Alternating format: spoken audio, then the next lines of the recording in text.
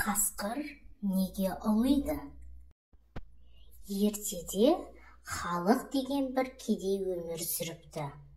Мал дегенде он шақты ешкісі, жалғыз аты және алтын қауырсынды қоразы болыпты.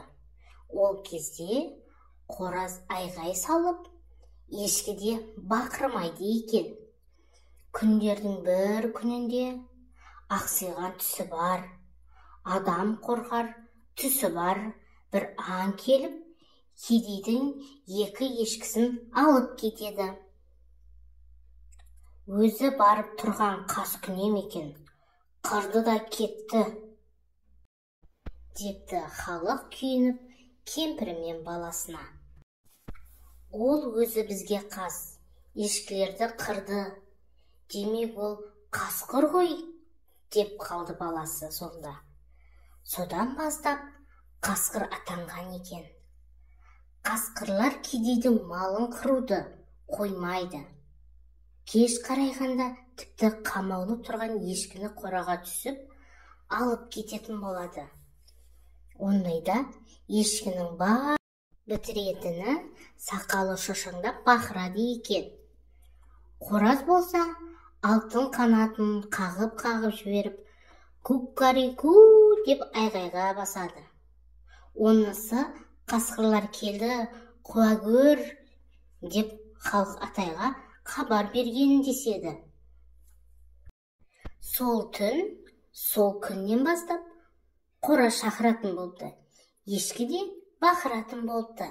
Халық атай күнде қайтқанда өрістен қасқырлар жемей тастап кеткен ешкінің құйрықтарын бір етек қылып жинап алып келіпті.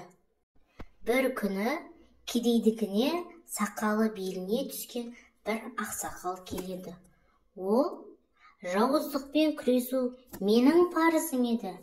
Мә, мына кітапты ал, оқы, оқығанды көңіліңе тоқи біл.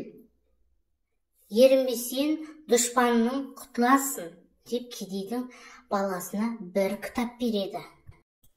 Сол күннен бастап бала кітаптан көз алмайды. Оның бар ойы жауыз қасқырларды өлтіретін дәрі жасап шығару болатын. Ақыры бірнеше шөп тамырлар қайнатып дәрі жасайды. Оны апарып құйыршық жемтікке сеуіп қояды. Ешкілерді үйге қамайды. Қасқырлар бірінші күні келіп үйді ториды. Ешкілер көрінбейді. Екінші күні келеді. Ешкілер шықпайды. Үшінші күні қасқырлар ырылдап келіп, үйдің іргесін қаза бастайды. Бірақ үйге кіруге батпайды.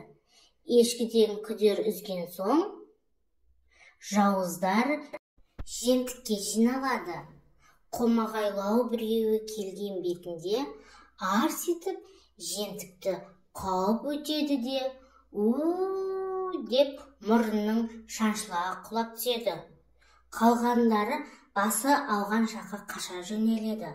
Содан бері қасқырлар деп ұлитынды шығарыпты.